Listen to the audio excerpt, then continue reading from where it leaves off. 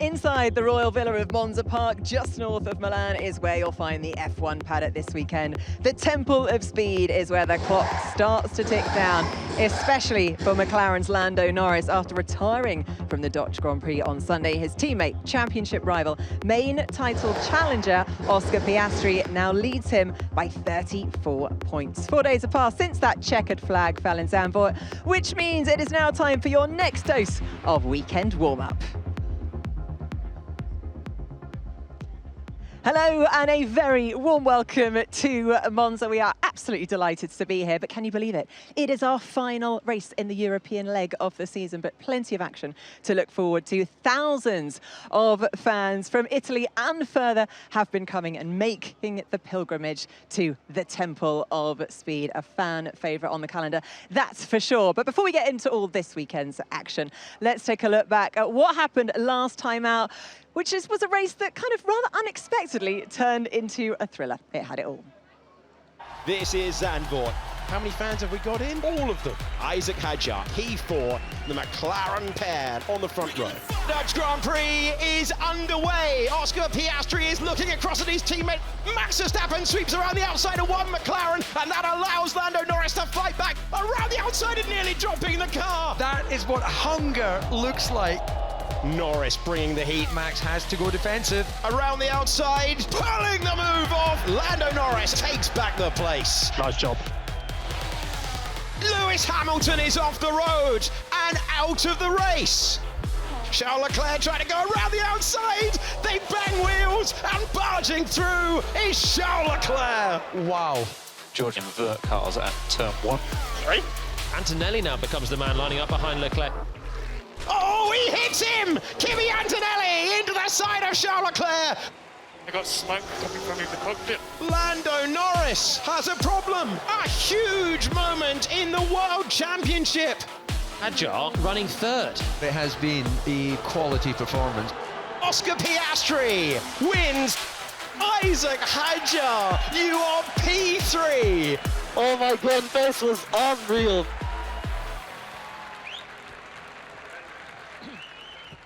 Absolutely incredible scenes in Zandvoort at the weekend, but now our attention firmly turns towards Monza, a place steeped in history.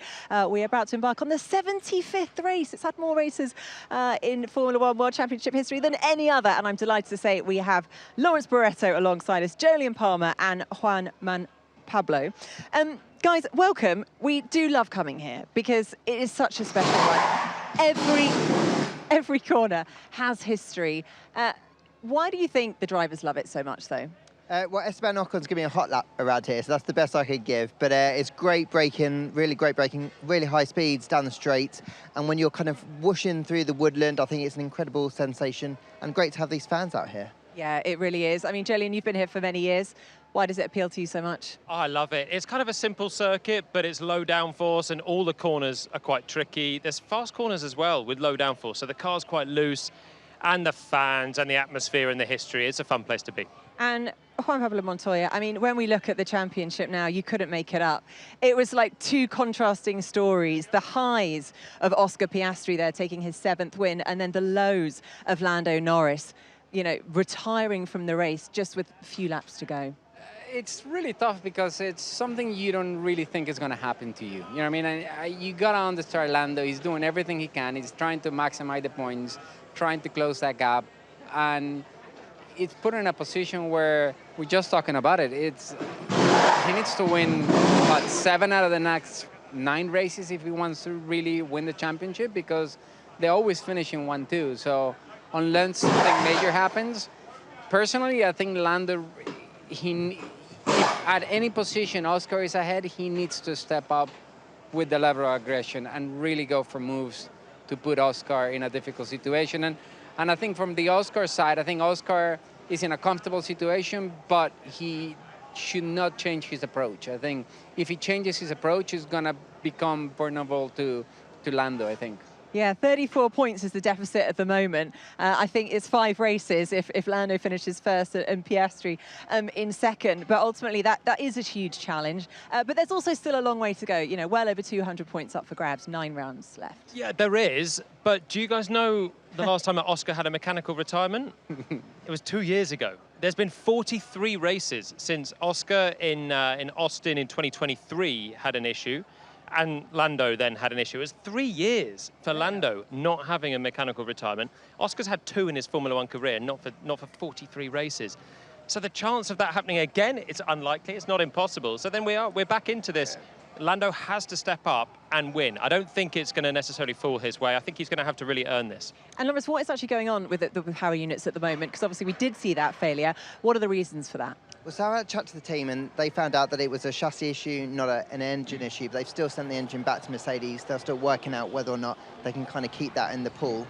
They'd already planned to change the engine, so both Oscar and Lando will have fresh engines here at Monza, as many teams tend to do, but there'll be no penalty for that. So it will just be a case of whether or not Lando can get that other engine back into the pool for later in the season, whether it penalises it. But for here, it won't affect him, and that's critical, because Jolyon and I were talking about this earlier. He needs to win around here this weekend. Well, it is absolutely critical to get pole here. If you look at the past stats, I think the win has come from pole position, 14 of the last races since 2000. So the stats are very much in your favour if you're starting from pole. Let's take a look at Lando Norris's pole position from last year. Jolyon, what does it take to get yourself at the very front of the grid? It takes precision, no errors on a quite a short lap, a very quick lap, and possibly a little bit of a slipstream on Saturday as well. But that's not in play as we join Lando Norris for his pole lap last season. The speed building up beyond 210, up towards 215 miles per hour, nearly 350 kilometers as Lando hits the brakes, about 140 meters before the corner. There's a lot of decelerating to do, down to second gear. And you can see him fighting that car at the end because the exit here is absolutely critical as well. So we pick up the speed once again, flat out through Curva Grande, and we're heading to another tricky braking zone for the second chicane, well up beyond 200 miles per hour once again for a faster chicane this time, left and right. We're a gear up in third, and we're using all of the runoff on the outside of that as well, right up to the gravel, which will probably get sprinkled on the circuit as well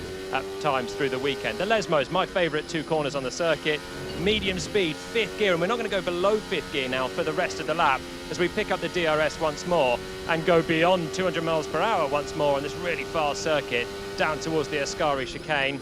Hammer it on the brakes, about 80 meters here. Don't use the curb too much, even though it's been flattened out, it's quite alluring. It will unsettle the car as we fly through the second 2 parts of the Ascari chicane and head towards the final corner. Parabolica, look how late he is on the brakes here. Down towards 50 meters for the final attack on the brakes. Big stamp on the pedal. 5th gear once again with a short shift to 6th to find the traction. Hug the inside, minimize the distance, and that is your lap around Monza. It is gone in a blur. Lovely, lovely stuff. So talking of qualifying, though, obviously, Isack Hadjar, the fact that he qualified in P4 massively contributed to his first podium last time out. So again, it's absolutely critical for him and the rest of the grid too. But looking at his performance, do we now think he is the best rookie of the year? I think heading into the summer with Gabriel Bortoletto's kind of running results, it kind of skewed it a little bit. It was quite difficult to pick between him and Isack, but if we're fair about the consistent way that he's approached the season, the way that he delivered that result in Zandvoort, didn't really feel like 4th was ever under threat when there were Mercedes and Ferrari behind him. Yeah, I do think that he's delivering at a high level, and yeah, I do think he's been the rookie of the year. So looking at all of that performance, is he now going to be lined up to take the potential opening at Red Bull? Could he be teammates with Max Verstappen? Does he want to be teammates with Max Verstappen? I think that's the $1,000,000 question. More than, I think he is going to end up with getting that seat more than anything else. The question is, do you really want the seat? And how is Red Bull going to approach it? Are they going to approach it like they've done every year? Or with the new regulations, new car, they're going to go, okay, we're going to build this a little bit different? Because if the car doesn't perform next year, you might end up the year without, Max might be going somewhere else after that.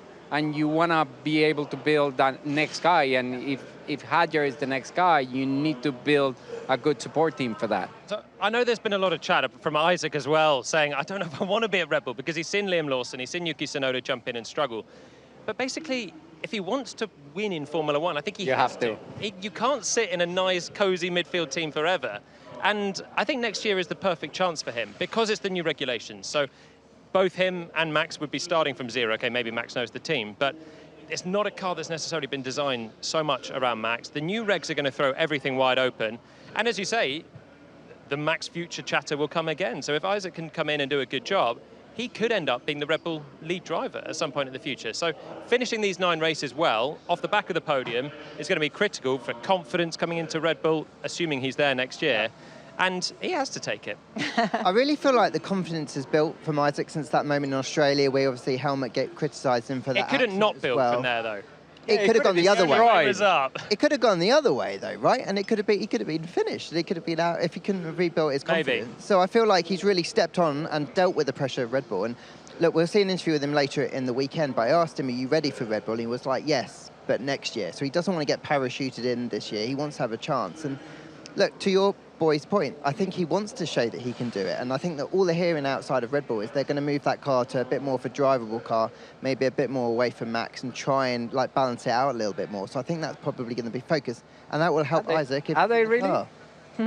That's what. Yeah, I mean, the baseline probably is going to, but once, you know, Max drives it and he goes, I don't like this, it needs to go this way, that's where the team is going to have to make a decision. Do we just go on Max way again, or do we go generic? And how do they actually do that as well? Because the car's not hit the track. It's such a different, it's going to be a different generation of cars. So all they're doing is looking at data, simulator details, I guess, that the drivers will be working on, Max will be working on. But, you know, they're going to be led by his feedback at this point. So they're not going to take Yuki's feedback and think we're going to go in that way. They are going to take Max's because he's the lead driver. But look at when Checo came in, that Checo was beating Max at the beginning of the year.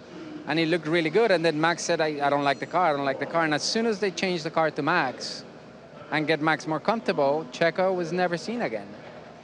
That's the hard reality. So this is the debate that will continue. Another one to throw into the mix. Is there anything that Yuki Tsunoda can do at the moment to cling on to that position? You know, technically, you know, the ball is in his court. If he can bring out some results, then he could maybe stay? Well, I think the shaking your head already. I think the ball's in Hadjar's court now. I think if he can carry on doing 9 good races, or however many until they decide the contract, he's got the momentum for the seat. If you're getting a podium in a Racing Bulls, you're always going to be in contention for a Red Bull seat. So yeah, if Yuki steps up and is on the podium himself, but it's such a tall order for him to turn that around and be near Max, because Max is barely on the podium. Yeah, the hard thing here is you look at what Yuki was running in the Racing Bulls, he was running pretty well. And as soon as he went back to, everybody that jumps into that Red Bull seems to struggle. I think the big thing was, he got the new floor, they got the new parts, and as soon as they get new parts into that car and more even to Max, he seems to perform better and getting closer to Max. And I think to that point, does he then deserve a go in 2026 if the car is going to be more benign and he hasn't really had the opportunity to really shine in this Red Bull this year? Because obviously the second seat has been so difficult. We saw that with Liam right at the start of the year. But the first couple of races when Laurent Mekies came in, it was better. But last time out, last week, he was half a second off Max again and was thinking he did a good lap. So he still has the chance, when he's in the car, he has the chance to prove it. But I think he has to start showing that a little bit more. And especially if Isaac was close to Liam Lawson and the two of them were like on the edge of Q2, Q3, then maybe Yuki would get the continuity. But when Hadjar's on the podium, it's setting a fire under him, It makes it tricky, doesn't it? Well, let's hear from our podium finisher last time out in Zandvoort, Isaac Hadjar, looking ahead to Monza. I think Zandvoort is not a super standout track. So I think if we did it there, then that means the car can, in the 9 remaining races, will probably perform again really well, like it did, and that's another opportunity to shine. I think our car is very healthy, but obviously going to this track, I know Ferrari has very good straight line speed. They're going to be fighting for pole position this weekend. That's for 100%, from what I know. So we are probably, and again, Williams, we know since the start of the year they have very good top line speed. So it's going to be very challenging, but we never know what we can produce again. Thank you to Isaac Hadjar for that one. Now, last time out, we did see an uncharacteristic retirement from Lewis Hamilton, but he has pressed the reset button because this is a big weekend. He's a very warm welcome from the Tifosi, his first race in red in Monza. Let's hear from him now. Yeah, yesterday was such a unique experience. I think already, I think from yesterday morning, just I got to Maranello, and when you walk in and then you see the Ferrari logo, I mean, I still have to pinch myself. It's so unique. There's people outside at the factory always. I've never seen fans outside of a factory before in any of my years, and you see that every single time. There's just such a positive. There's clearly just so much love for this brand, and for what it means to people, and to be in Milan in the heart of it all yesterday, and seeing the fans and just how passionate they were. Wow, it was intense, but very, very positive. Like, I really tried to harness all that good energy that they gave us. And have you stopped and thought, just for a moment, what it would be like to stand on this unique podium here at Monza as a Ferrari driver? Honestly, I haven't, simply because I've been on the podium plenty of times here, so I know what it's like to be up there. I've seen how it's been for other Ferrari drivers. And anything I try to imagine, it'll be far from it of what that feeling could be. So, but always just coming here for anyone, no matter what team you drive for, it's an incredible experience. Being in this park, being in this historic circuit, and then seeing pretty much the whole Tifosi throughout the pit straight. But also when you do the parade lap, when you actually driving, the fans are very close, so it feels like they're right with you in the car. It's pretty cool. Well, it was good to see Lewis Hamilton in relatively high spirits there. Clearly, he's going to hopefully use the positivity, the emotion, the good energy. And speaking of good energy, Davide Valsecchi, I'm talking about you. Thanks for joining us. Ciao. How much enjoyment do you think Lewis Hamilton can get out of this race? You know, knowing the struggles he's had in the season so far, but also knowing he wants to give these incredibly supportive fans the show they deserve. I hope he's going to bring the speed that he had in Zandvoort, because in Zandvoort, in that race, it was competitive, it was quick. He was all the session in front of Leclerc, and then he missed the last try in Q3. And Leclerc started just in front of him in the grid. And then he was competitive and performance in the race, but then he had that big mistake that destroyed his weekend. I hope that he's going to bring that speed into Monza and show some class and some performance. Extremely important for him to find this feeling with the car, with the team that didn't arrive yet this season, and probably can be, you know, the changing, the race that is going to change his championship and his season. I think he needs something special just to turn the season upside down. Yeah, I mean, obviously, Jolyon, you know, despite the double DNF, we did see some decent pace from the Ferrari and from Lewis. So can he take that as a positive? I mean, he mentioned there in the interview he's aiming for a podium. Clearly, he's not setting his sights on a win. Well, he's got a 5-place grid penalty. So, you know, that's always going to be a massive handicap. It's actually not that easy to overtake around Monza. You gave the pole stats already, the pole to win. So he'll know that already. But I think Ferrari will be quite competitive here. I think, you know, we say Lewis was better on one lap. He was better on one lap compared to Charles. They were not much to separate them, but the two Ferraris were quite slow. Isaac Hadjar's ahead of them, George Russell was ahead of them on the grid, Max Verstappen was ahead of them, and then the McLarens. So they have to at least beat everyone else and get towards McLaren. And then we saw last year, strategy can come into it, and Charles Leclerc won the race. And I think their car's really good mechanically. I think the low-speed corners will suit them. I think Leclerc has a big opportunity this weekend. He's got great form around this circuit, and so the same for Lewis. If he can make some overtakes, he's going to have to do some overtakes to get the podium, but I think they might have the car to do it. And they are bringing a Monza special package, so do we know any more information about that? Well, they're trimming out the downforce. They've already brought upgrades to the car through the summer with the new floor, the new suspension. So now it's just about finding the sweet spot of the downforce. And again, when they trim out the car, they've been competitive in the past as well, even in Montreal. Yeah. Charles, I think he maybe could have been on pole or the front row there. So all of the hallmarks here are that Ferrari can be competitive, and everyone's going to be bringing a Monza sort of specific downforce level for this one. Yeah, well, we have heard from Lewis Hamilton. Let's hear from his teammate, Charles Leclerc, in a bit of a tease of what is to come in our pre-race show. Lawrence got to sit down with him. Monza is very, very special. Every time I come back here, you just have to pinch yourself to realize that you are living that moment, and it's exceptional. And I don't get used to the feeling of being a Ferrari driver, and whenever you get back to Monza, it's just so special.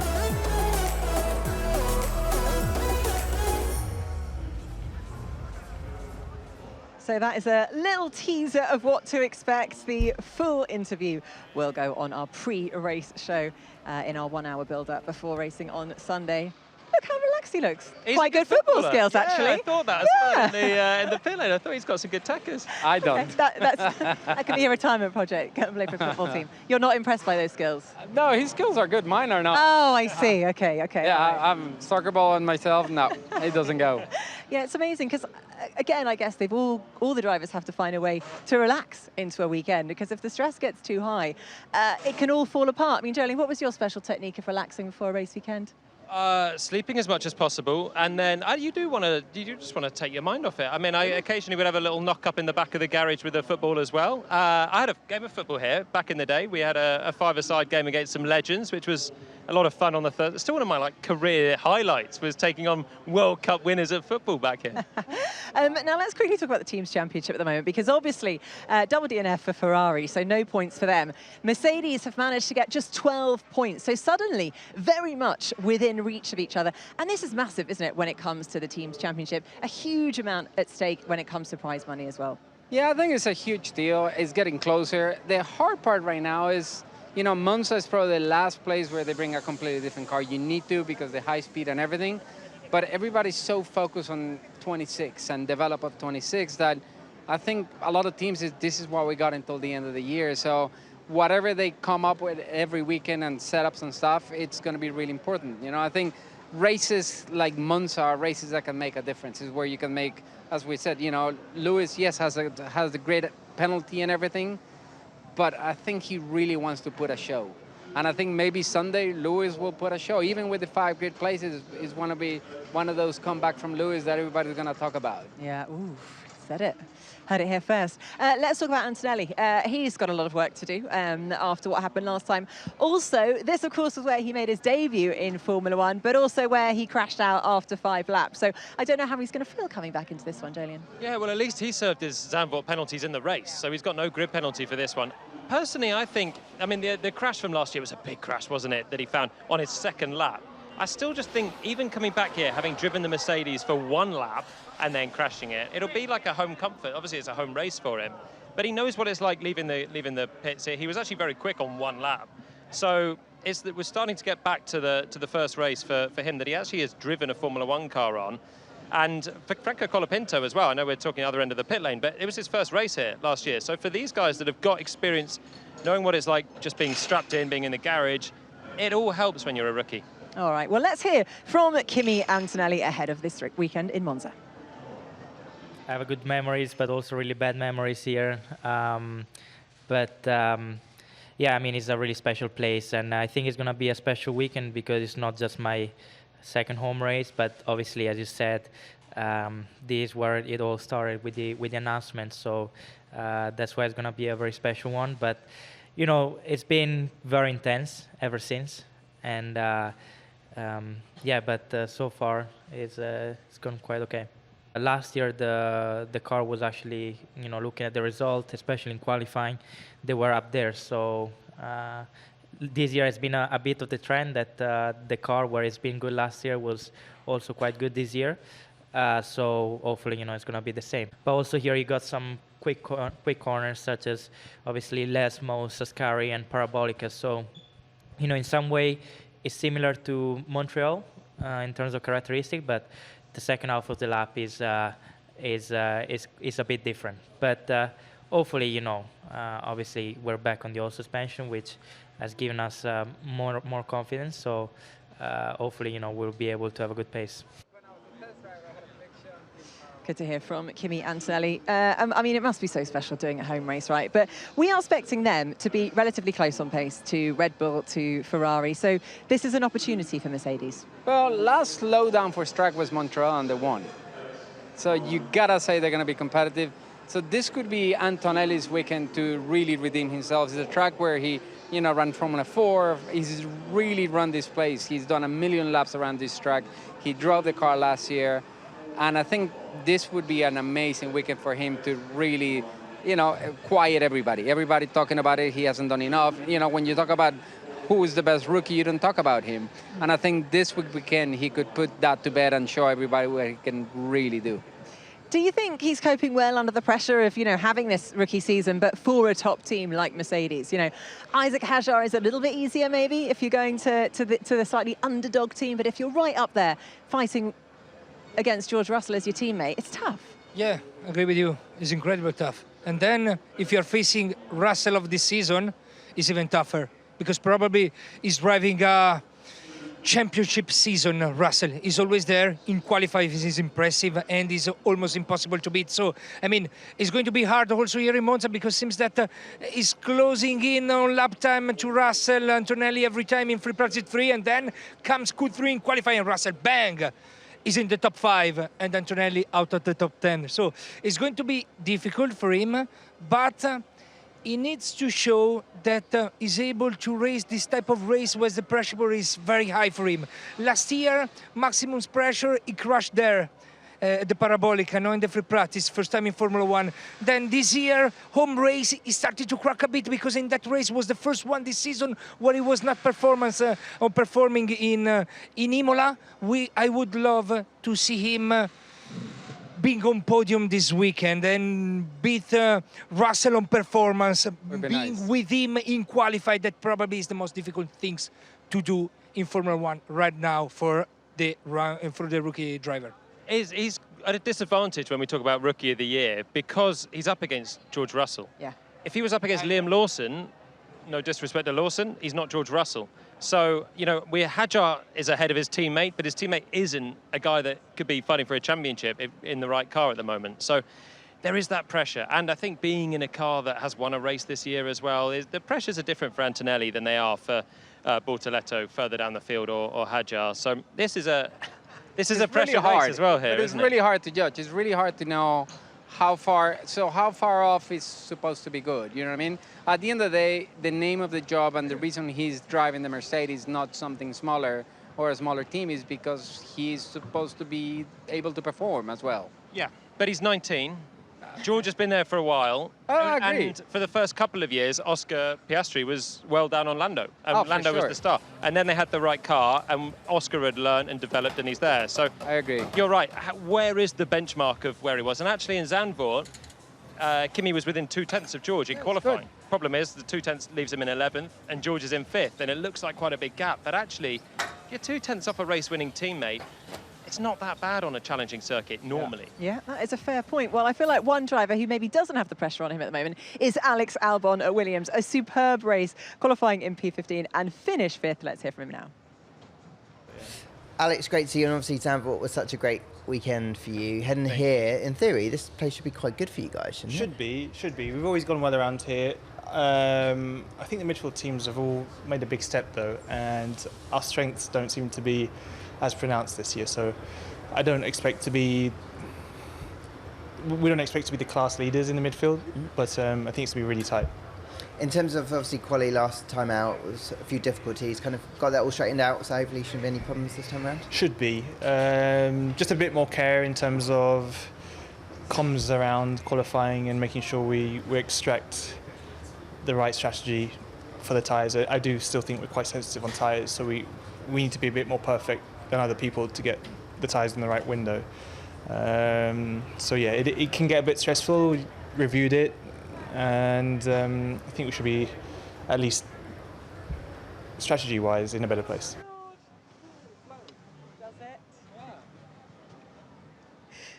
Well, there we have it. Good to hear from Alex Albon, who is 8th in the standings at the moment compared to his teammate Carlos Sainz down in 17th.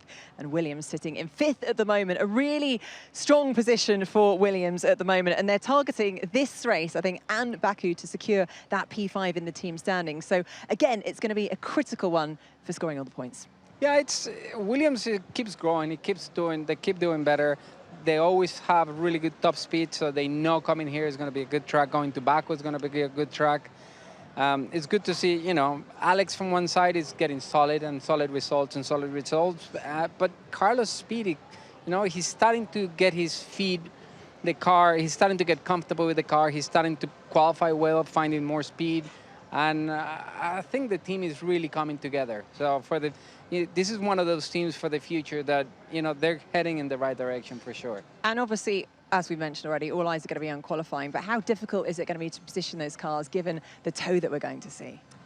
Yeah, I mean, this is one where you can pick up a tow because of all the straight lines. But actually, with the dirty air that we're seeing more and more in this set of regulations, it's been less crucial. When these cars first came out, do you remember there was the disaster of qualifying in what was 2018 or 2019, and only Carlos Sainz got across the line for Q3. I don't think they're quite as dependent on the tow as they once were to get a lap in. And then you carry that dirty air through the corners as well. So it's still something that everyone will be considering through free practice, trying to work out where the perfect margin will be. Maybe it's 8 seconds or something for a distant tow. Yeah, the problem with the 8 seconds, you don't get enough of a tow. So you say 8 seconds, yeah, you gain maybe half a tenth. But if you can start the lap 3.5 seconds, then you get like 4 tenths. But then you're too slow through the corners. No, 3 seconds is enough. Honestly, that's the hard thing. If you get within 2 seconds, then you really pay the price. With between 3 and 4 seconds, especially if you're behind a fast car where you're not really gonna gain that much, you're golden. That's the hard part. It's honestly that timing, and especially now as the field is so close, you're going to have surprises in Q1 of some people that you go, ooh, they didn't make it through, and oh my God, that was amazing. And the fun is when one team can use another driver or use their driver and actually get out of the way. So then you get a massive tow, and then they're not in front for the whole lap as well. So if someone has a compromised qualifying, Lewis Hamilton has 5 places on the grid, maybe they'll use one attempt for Lewis to get him as high as possible, and the other one to give Charles a big slipstream on A straight, to give him just 3 tenths or something for nothing. And with the margins as small as they are, it could be Ferrari, it could be anyone, but they can really use one driver to help the other one out quite a lot here. Yeah, I mean, it was incredibly tight, wasn't it? I think up until this season, it held the record for the tightest qualifying. Top 6 were in less than 2 tenths of each other. Davide, I mean, is there such thing in the midfield pack as a Q1 car? It is so tight when it comes to qualifying in the midfield. What are we going to expect? Yeah, probably also the driver is going to make the difference, Yeah. 1.5 on your teammates, maybe you can gain a 3 or 4 position, and you can get through the Q2 and the other stays out. We have some team that, from my point of view, they are performing very well. Williams is doing well. Aston Martin with Stroll and Alonso, they are always in Q3 in the last few races. So maybe it's not spectacular as a circuit for them, but we can expect them to be again for another time in Q3. I mean, there are some teams that they're always there, and then there are some teams that they're surprising, like Haas sometimes is behind in qualifying, and then Sunday morning is returned on TV and they are fighting for the top 7 position. So, I mean... The margins are so close, aren't they? So a tenth or 2 for Haas can be Q1 or it can be Q3. That's what we're seeing all the time. I think Aston Martin will struggle more this weekend. Their high downforce package is really good. Budapest, they were nearly on pole. Last time out, Fernando had a chance to be top 3, certainly top 5. And Lance obviously crashed in qualifying. But this one is low downforce, and we haven't seen their low downforce package work so well. Spa wasn't that great. It was terrible. So they were right. I was very polite. Right at the back. But I think Alpine are the one that really have to find something, because as I said earlier, Franco Colapinto, now coming back to a track that he's driven in Formula 1, was all right here on his debut with Williams, but he needs to get closer to Pierre. Obviously, that's still a seat up for grabs for next weekend. And Gasly, I think he's doing a good job getting close to Q3s, but maybe this one is a circuit that he got the win on in the past. So maybe some happy memories, a bit of a slipstream, and they can get themselves back to the top 10 as well. Indeed, one here in 2000 with AlphaTauri. Or 2020, that would have been a long time ago. Right, now let's take a look at our weekend warm-up to find out all the times and the schedule that you need to put in your diary. So this is our weekend schedule. We will be kicking off tomorrow, Friday, with FP1 at 1:15, and followed later in the afternoon when hopefully temperatures have cooled a little bit.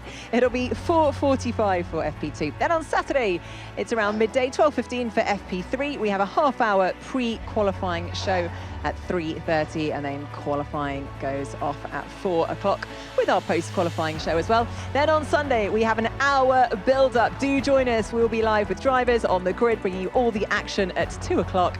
And then for the 75th edition, Monza, the Grand Prix here in Italy, will kick off at 3 o'clock. And then, of course, we're on air for our post-race show. So lots and lots to look forward to, as you can tell. Plenty to discuss, lots to analyse as well. I feel like this could be a moment, I know it's very early in the weekend, to just make a couple of race predictions. I'm going to start with you, Davide. Where do you think we're going to see who's going to be on pole, who's going to be crossing the finish line first? I don't know, I was wondering how important was the technical for Norris in the last weekend. The luck is going to compromise his season or no. So probably Norris on pole and Leclerc in the top 3. I don't know, I have this feeling that Ferrari is special in this place. 20 victory in the past, so it's a big number, eh? It's a good track for Oscar, actually, as well. He's not making many mistakes. He's metronomic with just the consistency of his performance. So if anyone's going to beat him, they're going to have to dig deep, particularly in Q3, where he's really strong. I do think probably he's going to be in there with Lando and Charles. That's got to be the top 3. I will say, in Italy, for Davide only, Charles Leclerc takes the home win. Ooh. I've said all year, Ferrari will get a win. I think it's this weekend. I do think Oscar will be on pole, because I think he's doing a much better job in Q3. But I think Lando's going to dive bomb the hell out of him into turn 1. And it's going to take the win. You think this is the weekend where it's going to He needs to step up. Dive he bomb, needs to nice step word, up. He has to. He really needs to step up. So I'm hoping Lando really steps up there. And for sure, I think Charles is going to be strong, but I do believe as well that Lewis can put a hell of a show here. I think with the high downforce, I think he still looks really uncomfortable driving the car, and I think maybe the low downforce will take some of that twitchiness away from the car. Well, there we have it. Some of my predictions. I mean, I think I would quite like Lando to just get back up there to keep that championship title kind of, you know, bubbling along in the background. So I'm going to go with Lando Norris, based on absolutely no facts apart from that. Guys, thank you so much for your predictions. If you do want to get involved as well, do get involved with F1 Predict. And that's it from us here in Monza. Do join us tomorrow. This has been your weekend warm-up. We'll be bringing you all of the action. So much to look forward to, but don't miss FP1, which will get underway tomorrow in the afternoon. We'll see you then. This is Monza, one of the great arenas in motor racing. The Tifosi stand expected. The Italian Grand Prix is underway. Lando Norris got the launch that he needs. Oscar Piastri with a bold and brilliant move, and Lando's lost second place to Charles Leclerc. This is a fabled circuit. It has seen over a century of speed, some incredible moments, because Monza just means more. The Tifosi are roaring him home. Charles Leclerc is the winner of the Italian Grand Prix.